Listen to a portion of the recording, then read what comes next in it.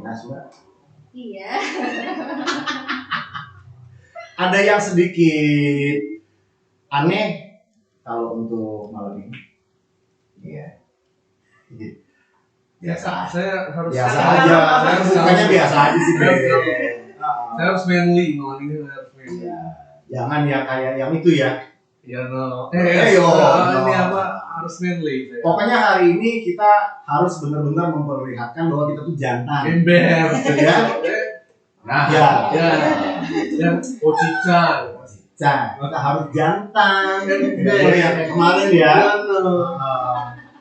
Oke, di Pocica edisi ke-7 ya? 7. Nah, edisi ke-7 ini Bang, abang ini kemarin hubungin dia nih.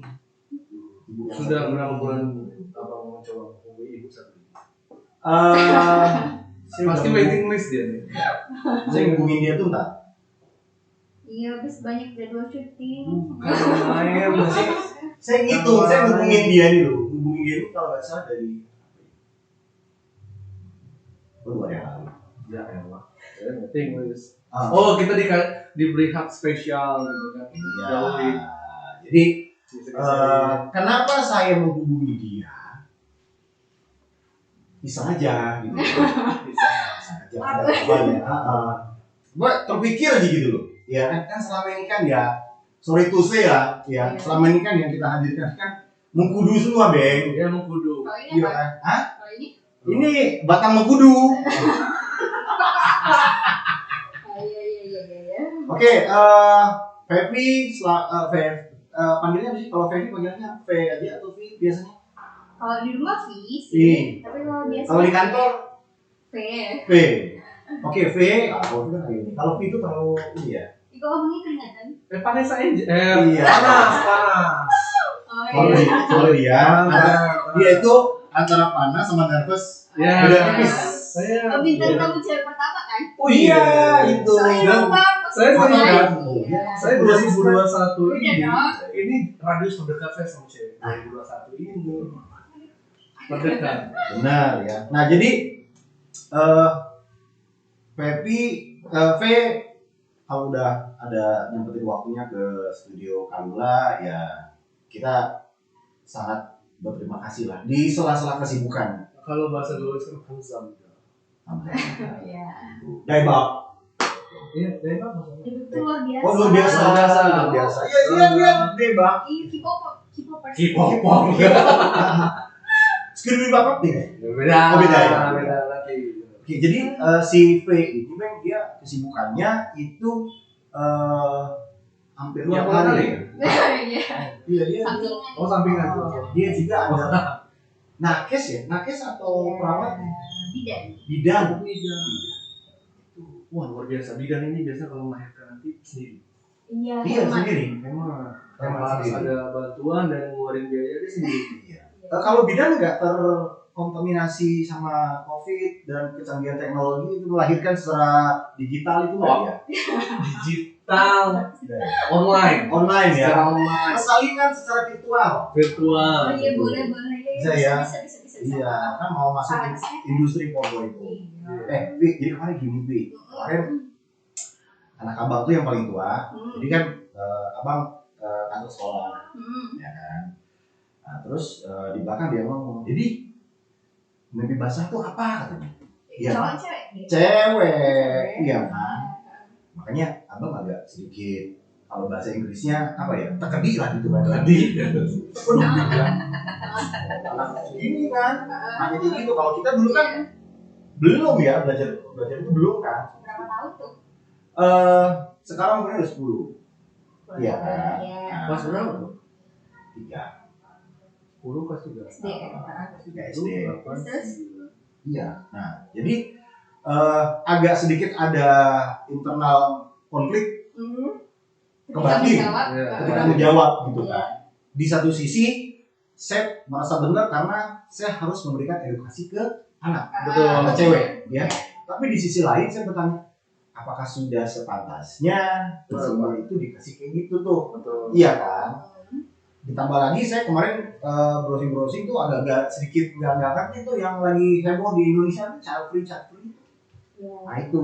Nah ini mumpung nih ada spesialis bidang, otomatis ya kalau kita bidan itu dia sangat paham struktur reproduksi cewek, pria juga enggak ya? Pria lah ya. Pria juga. Paham. Iya. Paham lah. Iya. Nah kalau menurut Feby gimana sih yang gitu deh? Iya. Sebelum menjelasin nih, saya mau tanya dulu sama abang juga. Dulu waktu abang kecil, sampai sekarang lah, sampai dewasa, sampai sebelum menikah lah, itu pernah nggak sih dikasih yang namanya pendidikan seks atau pendidikan kesehatan reproduksi? Saya tidak pernah. Serius, saya nggak pernah. Nggak ada. Yang ada pas biologi. Enggak, maksudnya kalau saya dulu di sekolah itu reproduksi tapi hewani gitu. Enggak, bukan human ini bukan. Kalau di rumah dari ibu. Kalau saya di sekolah nggak diajarin. Saya otodidak, belajar sendiri. Anjay. Iya, otodidak ya. Kalau di rumah diajarin nggak? Sama ayah, sama Enggak, kayaknya outdoor banget. sama nenek kakek nggak ya? Saya dari film belajarnya. Itu ya. Kalau udah Enggak, saya enggak benar. Usah jaim, bilang aja usah jaim. Ya. Do it by myself ya. Iya. Ngomongnya harus keren loh, otodidak gitu. Otodidak itu terlalu mainstream, do it by myself. Iya. Nih, terus kenapa? Ada hubungannya sih? Nah, kalau misalnya dulu tuh ya, Bang. Bisa kita katakan kalau 10 tahun yang lalu, 20 tahun yang lalu, tahun berapa sih? 60-an ya? Generasi baby boom. Bukan ya? Ini saya kemarin 2003. Saya 47 nanti ya. Ya, saya 47 nanti. 47. Saya 2003. Nah, jadi kalau 10 tahun, 20 tahun, 30 tahun sebelumnya itu kalau nggak salah berarti ya, sangat susah nggak sih untuk mendapatkan informasi mengenai pendidikan kesehatan, karena itu tuh masih dianggap tabu kan? Ya, itu. Jadi kayak dulu sebelum ada internet yang canggih atau handphone, semuanya sudah nggak ada handphone sekarang. Dulu itu kalau mau lihat kayak berbau-bau seksual kayak gitu, saya kemana? Di buku neraka jahanam saya. Itu tangan saya, itu buku seks saya pertama. Ya. Ya itu kan banyak gambar cewek yang ini yang naked gitu. Majalah dewasa ya? Bukan majalah dewasa, dia buku neraka tuh. Kalau masuk neraka tuh kan ada tuh. Iya, gambar itu. Ada nggak yang gambar? 97. Pantas, nggak zaman. Kalau si Iben di situ, saya di ini harus. Ada stensilan bokep tuh ada tuh. Iya. Ada ya. Maksudnya susah nggak sih buat dapet itu? Susah. Susah kan? Susah banget. Susah gampang lah. Susah gampang lah ya. Tergantung distributor. Iya. Tapi setidaknya tidak semudah sekarang kayak pencet jari. Iya. Mudah banget kan. Nah. Semudah menjentikan jari lah ya. Iya. Nah, kalau sekarang, jangankan sekarang ya. Kalau tahun Pepi aja itu dari SMP itu kan udah terpapar dengan namanya internet. Sangat mudah. Sama ya. Sangat mudah untuk mencari informasi berbau pornografi. Bahkan jangan kayak gitu. Sekarang aja ya anak yang umur di bawah 5 tahun, 3 tahun, 2 tahun, itu aja kalau misalnya lagi nangis atau tantrum, itu biasanya emaknya ngasih apa? Handphone. Terus ketika ngasih handphone, apa yang dibuka? Ya YouTube. Nah, ketika dikasih YouTube, apakah ibunya atau ayahnya akan memantau 24 jam atau 1 jam selama si anak itu menggunakan handphone? Tidak. Nah, jadi kan ada pepatah tuh Bang yang bilang kalau manusia itu akan berubah dengan perubahan zaman. Jadi kenapa sih anak zaman sekarang tuh sangat penting diberikan yang namanya PKS, pendidikan kesehatan reproduksi, pendidikan seksual atau pendidikan keluarga lah.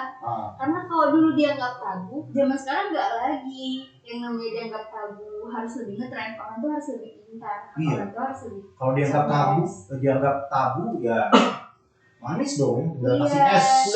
Tabu. Tabu. Nggak, maksudnya kalau dianggap tabu bakal banyak pembahasan kan gitu ya. Tabu itu yang digoreng. Tabu. Enggak, gini Bang. Kalau misalkan Bang atau V? Enggak. Ngomong saya Bang V. Saya dan V. Jadi gini, kalau misal ini kayak ada bukan kontradiksi tapi kayak ada suatu yang agak gimana gitu kan. Kalau kita misalkan memberikan sex education terlalu dini atau dini lah kita ngomongnya itu, apakah itu berdampak terhadap karirnya si anak itu? Rasa ingin tahunya. Iya, malah jadi makan penasaran kan. Kita ajarin, oh ini seks seperti ini, gini. Apakah itu tidak bikin malah memancing rasa keingintahuannya untuk browsing lagi? Iya, betul. Gimana sih bentuk pergerakannya gitu? Apa sih pergerakannya? Iya, contohnya nggak? Justru iya. Nanti dari yang sekarang kan lagi sakura. Iya kan, nonton sakura, kepikir, wih, langsung tiba-tiba YouPorn, kan bahaya. Iya, hamster lah ya. Itu gimana Pi? Jadi gini, kalau untuk yang anak kecil ya Bang ya, yang namanya pendidikan kesehatan reproduksi itu kan, kita tuh nggak yang harus kayak anak 5 tahun nih atau 4 tahun kita langsung ngasih adek, nanti adeknya cewek nih, adek kalau adek udah gede, adek nanti akan menikah, adek kalau misalnya sudah menikah nanti akan melakukan hubungan seksual, ya enggak gitu juga, enggak kan? Jadi kalau di umur 4 tahun dikasih tahu kayak gitu kan, hah menikah? Oh, melakukan hubungan seksual itu apa ya? Apa bunda gitu? Dia pasti bakal berpikir kayak gitu kan? Atau pernah nggak sih? Atau abang tuh udah punya anak nih? Belum. Ada pertanyaan ketika dia masih kecil, dia bertanya, ayah, kenapa sih tetangga kita itu perutnya besar sekali? Dia kenapa ayah? Terus nanti jawab ayahnya bego masuk angin. Nah, itu dia. Jadi orang tua itu kebanyakan menjawab pertanyaan anak-anaknya itu dengan kebohongan. Padahal itu adalah kesalahan yang besar. Kenapa nggak boleh? Karena gini. Tanpa disadarin ya. Iya. Itu sebuah kebohongan. Jadi anak yang di bawah 5 tahun itu menelan informasi itu mentah-mentah. Jadi ketika ada yang bilang, iya dia itu masuk angin. Oh jadi nanti dia berpikir, oh nggak mau masuk angin nanti perutnya segede itu. Atau nanti ketika bundanya hamil lagi punya adik baru, oh bunda masuk angin nih. Atau dia melihat TV, oh itu masuk angin nih. Jadi dia sudah terdoktrin, oh ini adalah masuk angin. Jadi ada informasi yang salah. Ketika dia udah tahu informasi yang salah dan dia menemukan kebenaran di informasi yang lain atau dari orang lain bukan dari orang tuanya, jadi dia itu akan timbul ketidakpercayaan sama orang tuanya. Oh kalau mau tanya sama ayah nanti ayah jawabnya bukan lagi, atau oh ayahnya nggak tahu nih, nggak mau nanya sama sekarang ayah. Gimana caranya tuh? Nah jadi ini yang penting nih, yang namanya pendidikan reproduksi itu iya. Kawin dulu atau kalau apaan? Nikah dulu. Dia tinggal nunggu antaran. Yang diantar dia maksudnya. Terus ya. Nah, jadi yang namanya pendidikan kesehatan reproduksi itu kalau lebih sih klasifikasinya itu jadi 4 tahapan umur ya. Jadi yang pertama itu ada tahap umur 1 tahun sampai 5 tahun nih. Jadi anak yang di antara umur 1 sampai 5 tahun itu bagusnya dikasih pendidikan kesehatan reproduksi yang sederhana aja. Karena ini anak yang aktif dia bertanya nggak sih? Jadi semuanya ditanyakan. Iya, jadi kayak misalnya ini apa tuh? Ayah, kenapa bunda pakai handuk aja keluar gitu? Jadi kan banyak pertanyaan yang timbul di benak dia. Nah, jadi untuk kemarin udah nanya, Sekila nanya, kita mau sholat kan? Kenapa mami nggak sholat? Saya bingung dong. Iya. Lagi halangan. Halangan kenapa? Kan nggak ada halangan kalau mau sholat. Iya kan? Iya. Saya bingung. Terus? Mami lagi di tambulan. Apa itu? Yang adanya jauh. Itu mbak yang kemarin berdarah di kamar mandi.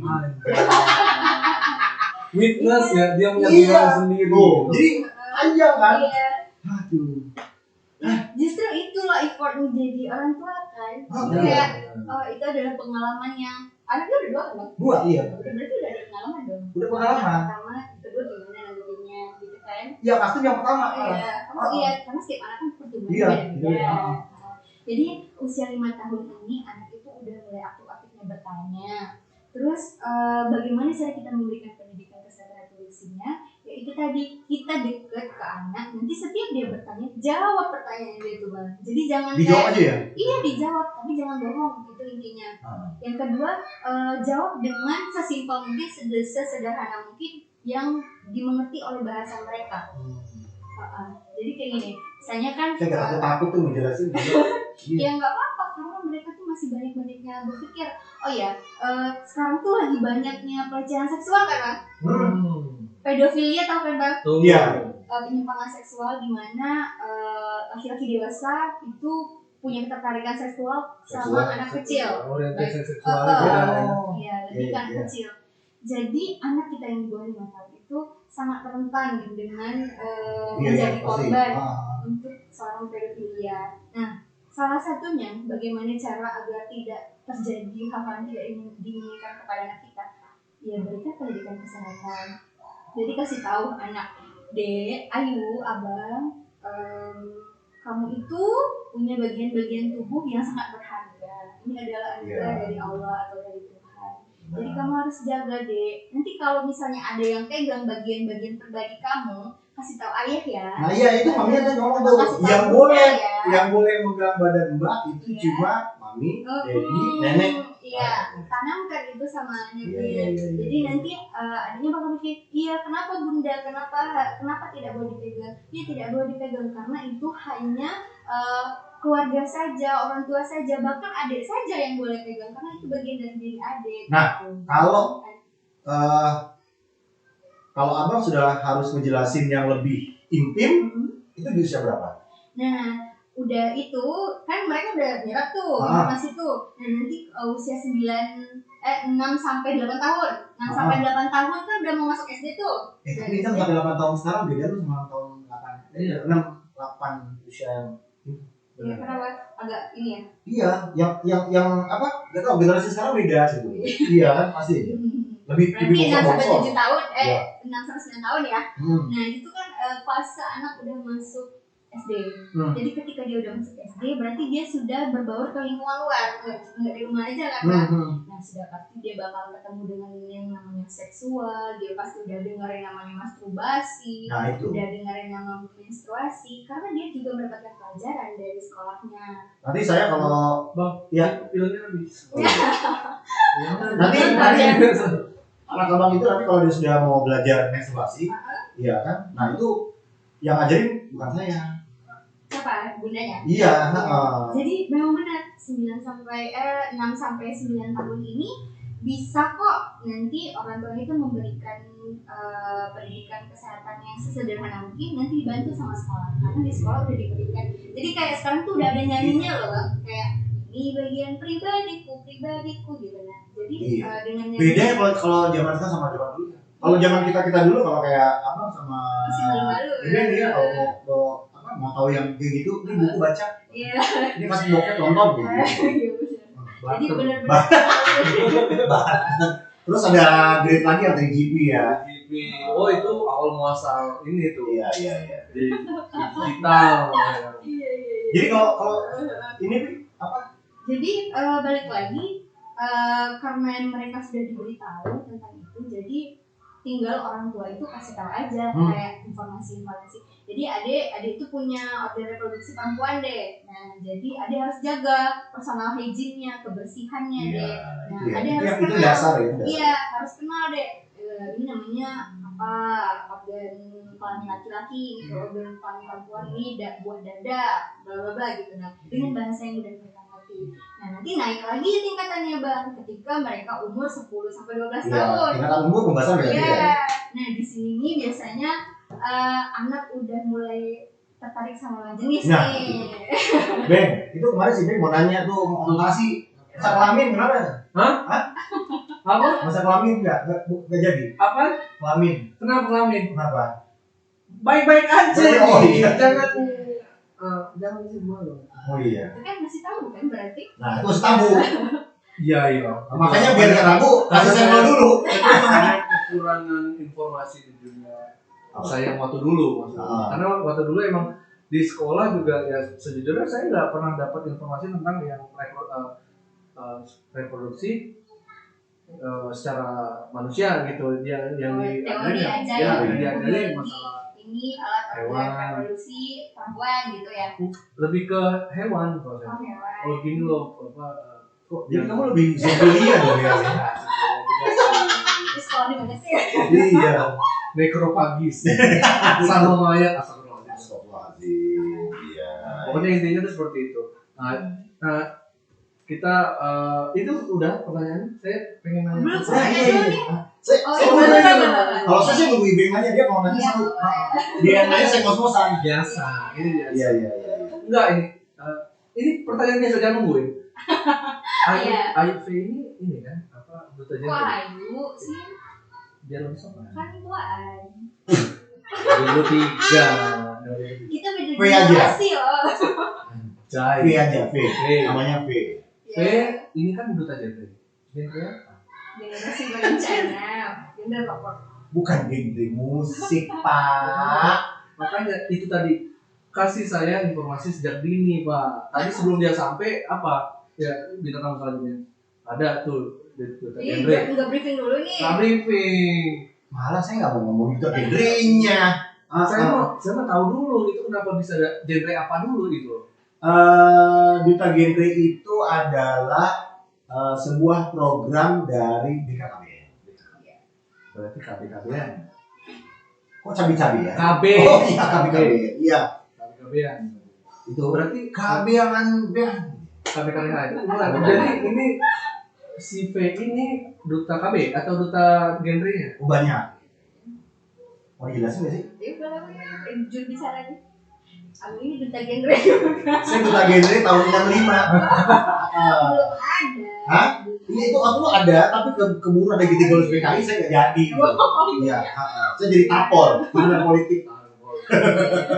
Nah, jadi kita kalau misalkan oke, pertanyaan ini kalau boleh nyelewenkan namanya juga kita kan sedang belajar tentang ini kan.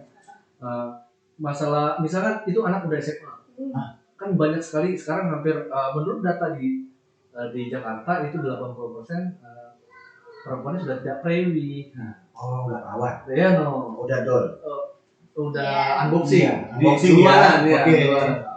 Nah, itu apakah kesalahan itu terjadi karena tidak ada seks edukasi dini atau karena terlalu dini dikasih tahu seksnya? Ngerti nggak sih? Iya. Kalau saya salah ngomong. Gimana?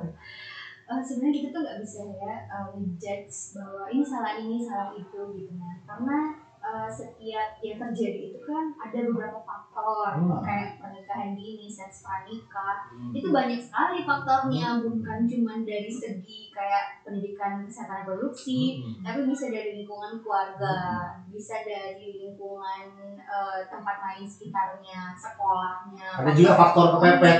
Pas kepepet enak terus aja. Iya, jadi ada faktor korban gitu ya. Iya, karena dia merasa ternyata nikmat ya. Itu enak. Ya udahlah. Iya, ngomong nikmat kok tahu ya? Bidan. Oh, bidan. Jadi gitu Bang. Kenapa pendidikan kesehatan reproduksi sangat penting dan orang tua harus tahu bagaimana tahap-tahap pendidikan kesehatan reproduksi itu diberitahu, karena ketika mereka diberitahu, mereka tidak akan mencari tahu lagi di tempat lain. Jadi ketika mereka mendapatkan informasi yang jelas atau informasi yang ketika dia ingin bertanya, dia bisa bertanya langsung kepada ayah atau bundanya. Oke. Yang dari keluarga terdekat lah ya. Iya, jadi mereka nggak mendapatkan informasi yang salah. Contohnya kayak dia tuh bingung nih, aduh kalau aku menstruasi nih, kok darahnya banyak banget, gak berhenti-berhenti, mau nanya sama ayah malu, sama ibu gak mau jawab, atau ibunya sibuk sama HP, Facebook kayak gitu. Nah kalau ditanya marah-marah, nah karena lagi sibuk jual online, iya benar, ngurus arisan online, rutin ya. rutin. Jadi kayak anak itu seusia berapapun, kalau ditanya orang tuanya marah, kita jawab dia nggak mau lagi bertanya. Iya. Karena kayak ada, aduh. Iya. Males kan nanya lagi gitu kan. Daripada dibetain gitu kan. Ini kan di-browsing. Iya, mana enggak dapet jawabannya, dimarahin aja gitu nah. Terus belum lagi nanti kalau orang tua yang kalau zaman dulu kan kayak apa sih pertanyaanku ini? Iya.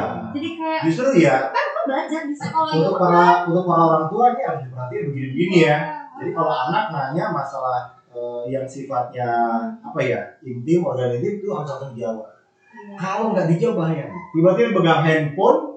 Oke kalau dia buka YouTube, kalau dia buka Google, dia ketik Yandex, itu bahaya. VPN on. Itu bahaya. Bahaya. Nggak tahu ya? Nah, Buka terus orang ya. Berlanjut di pertanyaan tadi, itu kan klaimnya di Jakarta itu 80% masih siswa sekolah menengah atas itu sudah tidak prewi. Dan jadi gini, istilahnya prewi sekarang ya. Prawet itu beda. Saya pengen ngomong perawan tapi terlalu rosa. Oh iya. Perawan cinta. Itu adalah edukasi. Oh iya. Kenapa harus ditutup-tutupin? Kenapa harus? Nah gini juga yang salah loh bang. Salah lagi. Kita get naked lah. Cowok. Kenapa? Salah gitu. Ya itu dari back. Kenapa di Jakarta ini dari berita? Nggak maksudnya gini bang. Itu kan kita nggak tahu bahwa mereka itu anggaplah mereka 80% itu adalah korban misinformation dari awal. Ya. Itu apakah kita harus kan kita nggak boleh tuh harus geserin. Oh jelek, bingit atau nggak bagus gitu kan, atau nakal, bandel atau kasar lah gitu. Yeah. Nah pesan-pesan apa dari V ini untuk cewek-cewek yang sudah terlanjur unboxing dia?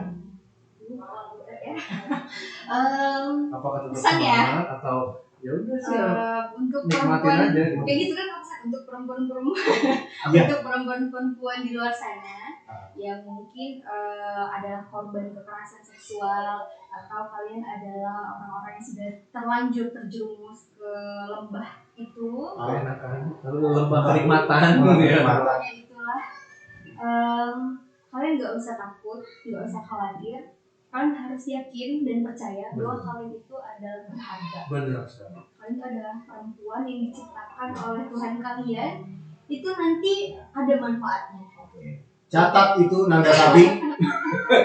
Dan juga ya itu masukan dari saya karena saya masih Perjaka. Enggak. Pokoknya enggak maksudnya jadi kenapa seolah-olah perempuan itu yang harus perawan tetapi lelaki enggak? Iya makanya enggak itu jangan salah saya dulu. Makanya saya mau kasih.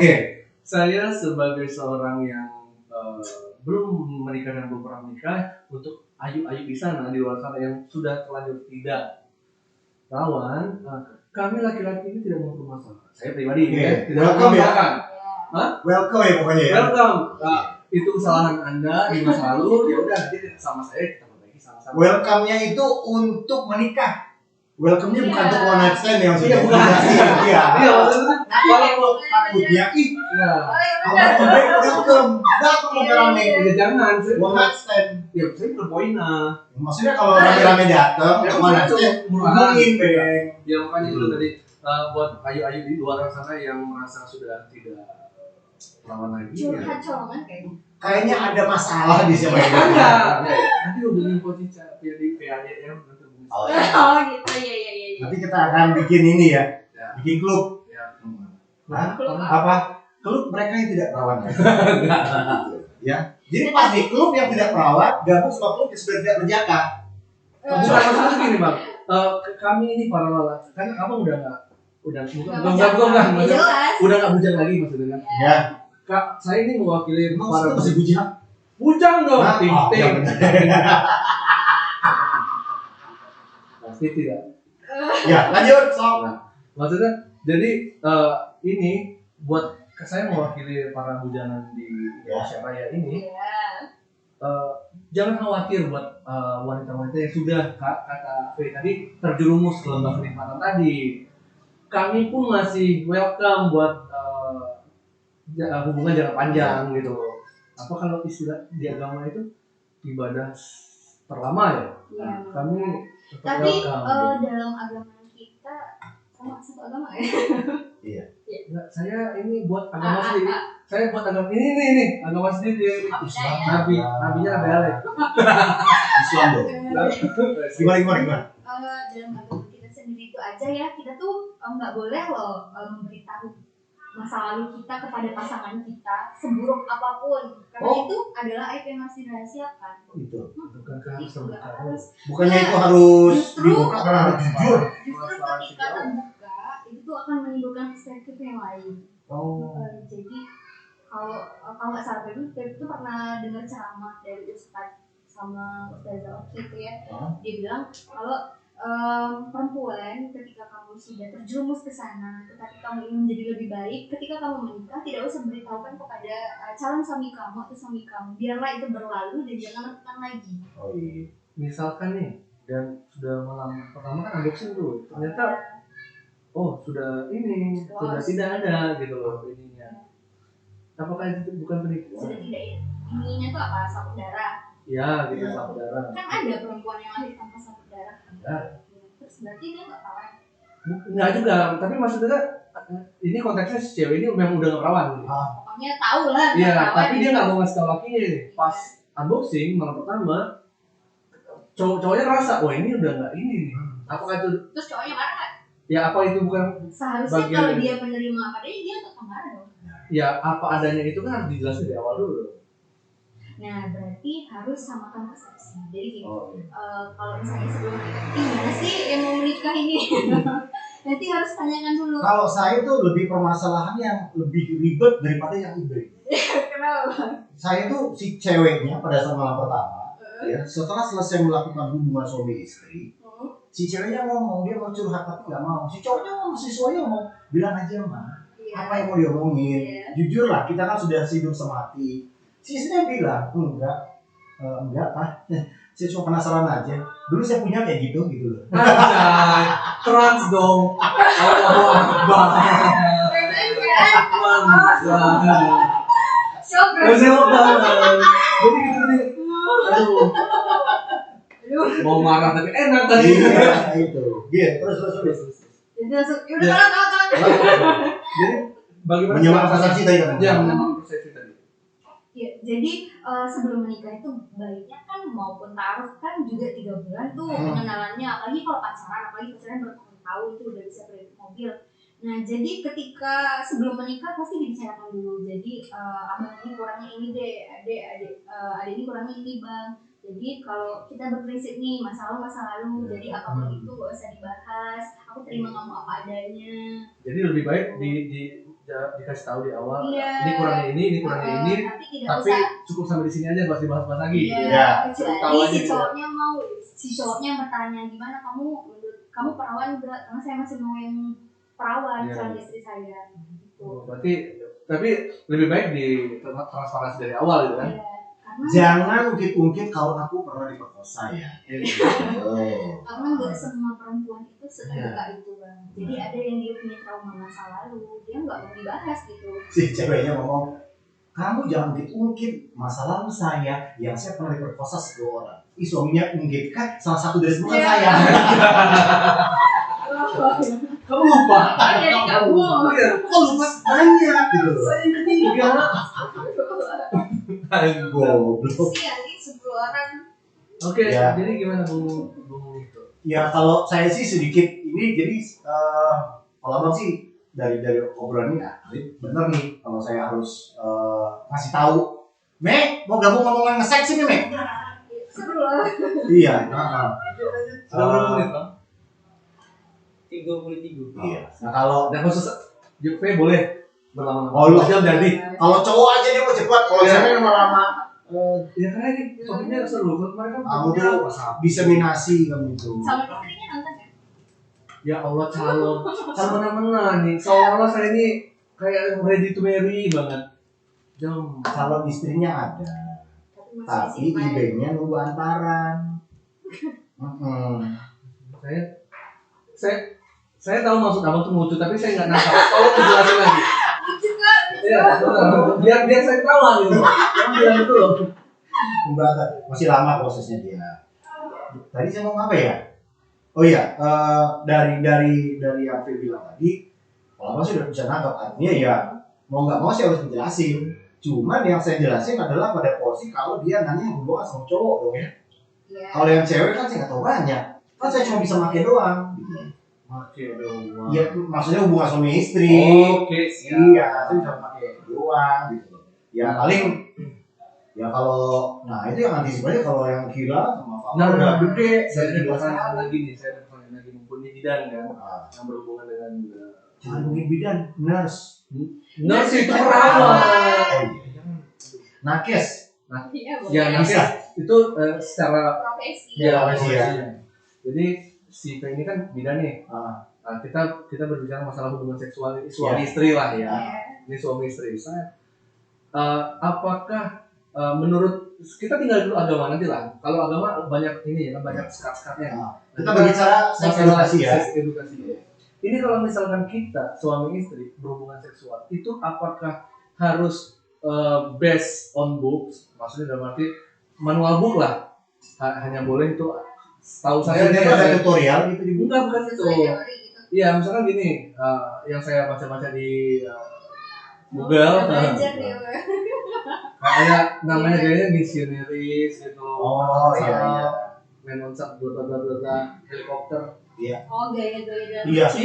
Maksudnya tuh ya apakah harus sesuai teori karena biar sehat ya? Ataukah bebas berekspresi untuk namanya kesenangan kan, kita ngasih kesenangan istri juga ngasih kesenangan laki-laki. Simbiosis mutualisme. Ya itu apakah yang benarnya itu harus based on book atau silakan berekspresi menurut kesehatan tenaga kerja bla bla apa saya nggak ngerti. Kesehatan hubungan seksual ya gitu. Jadi kan kesehatan seksual. Ya. Ngomong-ngomong soal gaya ya Pak ya, sebenarnya dalam pidana itu kalau untuk gaya bercinta itu ada 365 gaya. Banyak banget. Jadi apa kalau mempelajari semuanya? Artinya Kama Sutra itu masih ada edisi selanjutnya dong. Iya. Kan dia masih 99. Itu berarti itu perjanjian Iya. Itu tes itu yang versi lama berarti ya? Yang 99 dia belum terapin semua, Bang. Itu apa sih? Video porn. Nanti kamu berdua ya. Itu kalau apa sih Marakarma? Apa deh? Kama Sutra itu kan apa ya? Kayak tutorial seks tapi dari India. Ya, tapi udah beribu-ribu tahun yang lalu. Gitu. Ya, itu tadi berdasarkan kesehatan apa? Jadi kan masa gak pernah nonton sih? Enggak pernah nonton ya? Nanti saya kasih lihat. Oke, terus. Jadi itu kan teori ya Bang yang 365 gaya. Apakah kita harus mengikuti itu? Ya enggak semua. Jadi intinya dalam bercinta, kalau bercinta ya hubungan seksual, itu harus berdasarkan kenyamanan yang pertama. Yang kedua sama-sama menikmati. Yang kedua, jauh jawabannya. Ya kan nyambungin aja. Iya. Terus yang ketiga, ketika melakukan hubungan seksual itu mereka tidak boleh saling egois. Jadi misal si cowok mau gaya gitu, tapi si ceweknya tuh capek, ya jadi dipaksa. Jadi itu kan bakal terjadi tidak nikmat dari salah satu pihak. Jadi itu bukan hubungan seksual yang sehat ya. Apalagi kalau mau buat anak itu kan harus sama-sama semua itu sehat, bugar. Terus harus makan makanan yang sehat yang sempurna juga. Biar bisa memproduksi anak. Apalagi kalau misalnya mau problem ada cowok ada cewek gitu. Nah itu ada ininya ya. Itu ada tutorialnya. Ada jenis makanannya juga beda. Oh itu ya. Karena yang kedua itu ya ketidaksengajaan ya. Cewek orang bilang karena semua itu biasanya ceweknya yang lebih beringas. Istrinya. Lu kok tahu ya? Iya gitu. Iya. Saya percaya. Iya. Jadi kalau untuk cewek itu biasanya pola makannya juga sangat berpengaruh ya. Berarti pada saat lagi aktif-aktifnya melakukan hubungan seksual itu si mbak atau si istri abang itu lebih banyak konsumsi sayur tuh. Daging-dagingan. Untuk cowok ya? Iya, cowok. Kalau untuk cewek? Kalau untuk cewek itu sayur-sayuran. Iya. Nah, memang dulu itu programnya buat cowok daging, tapi daging yang makan saya, Ben. Ini sayurnya yang mencim itu, makanya keluarnya cewek. Berarti encim ketahuan. Iya, ternyata encim hebat, luar biasa. Wah dia kalau sudah sama saya, kalau sudah di kamar, gayanya seru Ben, bisa panas pelakon. Iya. Yang penting sama-sama kenikmatan, iya kan? Iya kan malam main mati lampu, hujan, saya kusuk apa di kasur, hidup lampu, loh mana ya? Oh di atas. Jangan turun gitu. itu istrinya tuh palak banget. Iya. Dia begasing apa? Itu lebih Iya. sehat ya. Iya itu karena apa ya? Benar-benar explore untuk kenikmatan bersama. Berarti intinya tuh dari pertanyaan saya tadi, jadi berarti bebas berekspresi atau tidak baku harus 3 gaya inilah gitu. Kami nggak tahu, itu ternyata gaya bercinta itu bukan 99 nih, 360 gaya. 65. Kan 365. Jadi waktu kuliah itu kan Saya bentar lagi 7, Nanti berencana berapa lagi ini pulang nanti? Kalau sekarang nggak bisa. Kenapa? Lagi X-Men. Alright. 1 tahun 1 gaya, 1 hari 1 gaya gitu bang. 1 tahun selesai. Kadang saya sebulan 1 gaya terus ulang. Tapi Ya, kalau iya. satu hari 1 gaya 360 berarti 1 tahun itu gimana nggak pecah biji bang? Gimana? 1 hari 1 gaya? Iya. Encok. udah lama loh. Iya. Nah jadi, kalau artinya ini kita berbicara jangan ada persepsi negatif ya. Tolong di Kan ini pendidikan. Iya. Disclaimer. Iya. Pokoknya bicaranya kita Oh, ya. iya. Ya, jangan langsung tiba-tiba, wih ada yang konak nih nonton kayak ginian. Situ aja konak, kita di sini gitu. Terus, nih ya. Bentar, wait. Tadi saya ada pertanyaan cuman lupa. Silakan dulu. Gini kita balik lagi ke masalah orang ngomong ya. Saya pernah bilang ke orang, ini biasanya masyarakat yang tidak paham ya tentang segmentasi.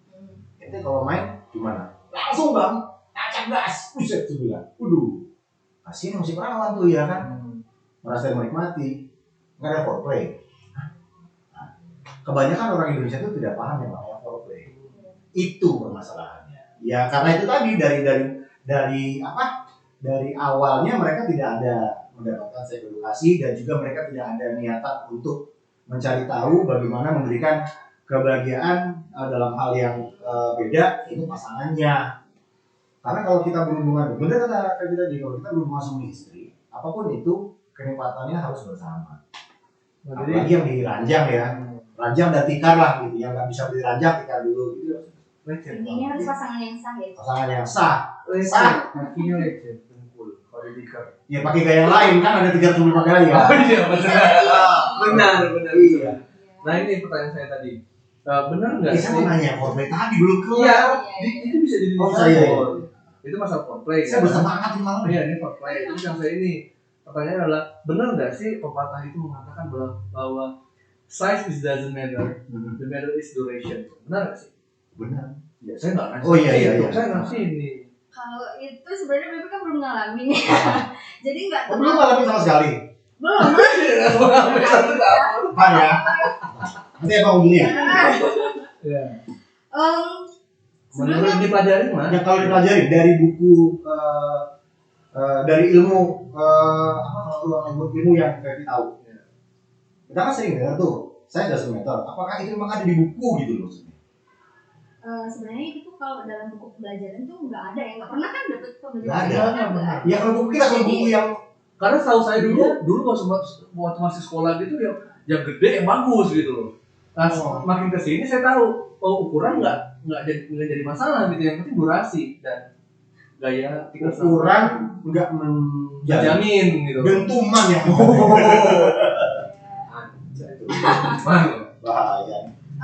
Kalau dalam ilmu kebidanan ya benar, emang kalau ukuran penis ya nggak usah kita umpamakan. Jadi ukuran penis seseorang itu tidak mempengaruhi apakah dia terlalu cepat ejakulasi dini nantinya, apakah dia sangat muda. Enak aja tuh perasaan abang tuh. Wajar saya.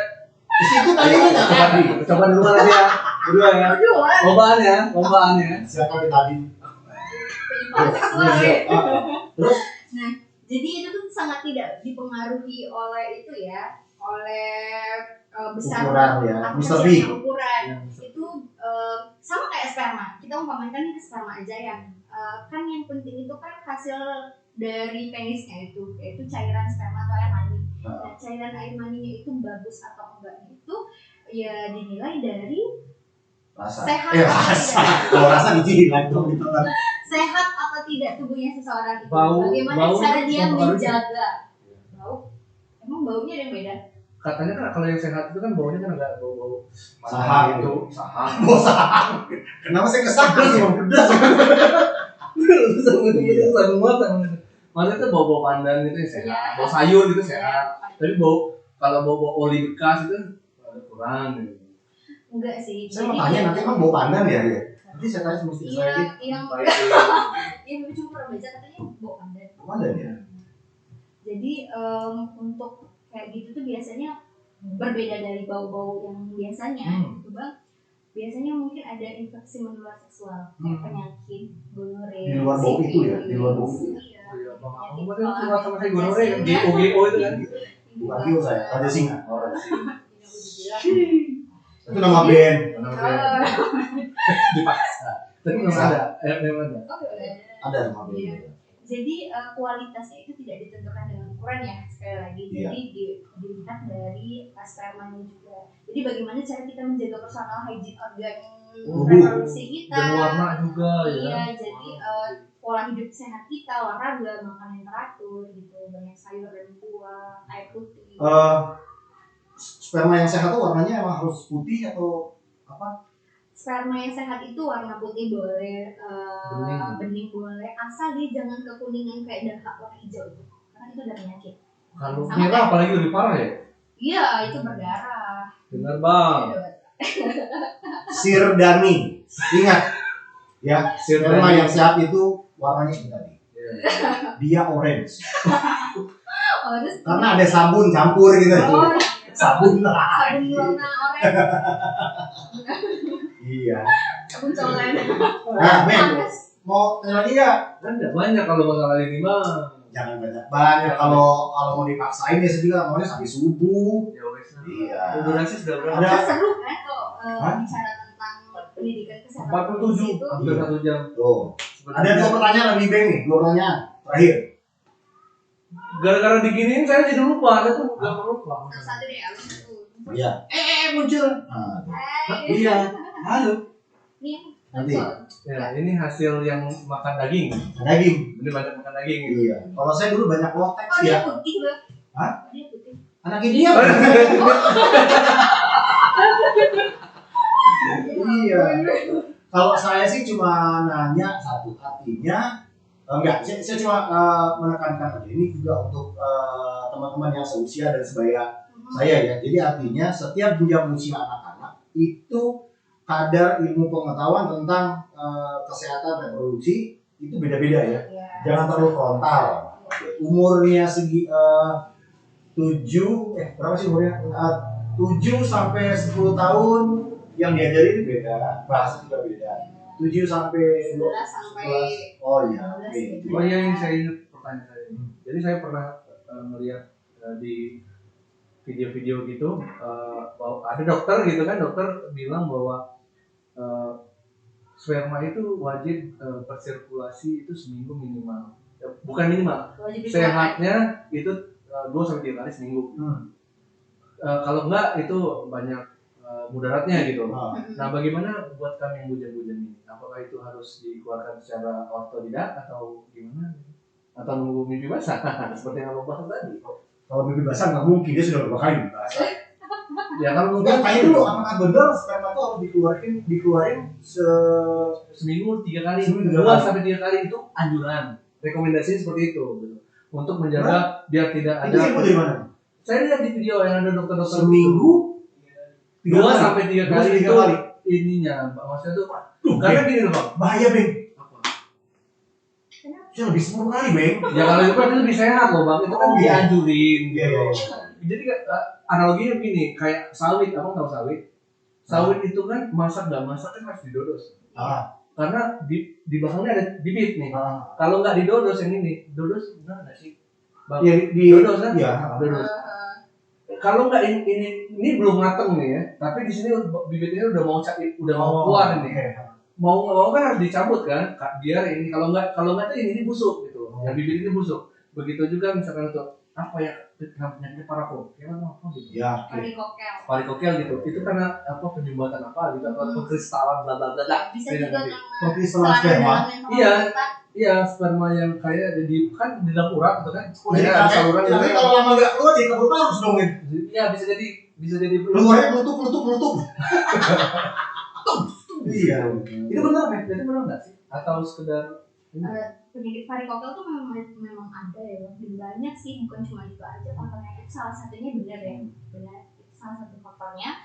Faktor yang lainnya itu banyak, nggak cuma kayak itu, kayak dia menggunakan celana dalam yang terlalu ketat. Jadi nyaman nggak sih kalau pakai celana dalam? Saya segi 4, saya nggak mau lagi yang segitiga, saya lecet rampang saya. Oh iya benar, segi 4 ya. Termasuk kebersihan celana dalam juga. Iya, kebersihan celana dalam, kebersihan setelah melakukan hubungan seksual. Itu kalau melakukan hubungan seksual dianjurkan untuk pipis loh. Iya. Oh iya, after ya. Jadi harus pipis sebelum dan setelah itu dianjurkan untuk pipis dan dibersihkan. Iya. Saya udah pipis langsung berak saya. sakit rajin ya. Nah ini juga ini si Dani nggak tahu nih kebersihan celana dalam. Kalau kita kan kalau jemur nyuci celana dalam kan Senin, Selasa, Rabu, Kamis kan. Dan itu enggak Januari, Februari, Maret, April, Mei. Dan bukan tuh ya. Memang cuma segitu. Iya. Iya. Dia 1 bulan 1 celana dalam dan jangan lagi ya. Itu. Oke. Jualan. Tadi belum dijawab kan. Belum jelas ya. Kalau spermanya itu harus dikeluarkan ya. Iya. Jadi bagaimana kami yang hujan-hujan ini? Ya, jadi gini ya. Saya bantu nanti ya. Spermanya laki-laki itu memang faktanya kalau misalnya mau keluar itu harus dikeluarkan. Dan itu dalam segi kesehatannya malah ada dampak positifnya. Jadi kayak hormon-hormon kan di dalam tubuh kita ada yang namanya hormon progesteron sama estrogen. Jadi ketika tidak dikeluarkan maka itu akan menimbulkan penyakit dan ketidakpuasan dari diri kita, dan itu bakal timbul ke psikologi kita juga. Itu patut sama dengan Dan itu orang-orang akan menyebabkan penyakit nantinya. Nah, kenapa harus dikeluarkan?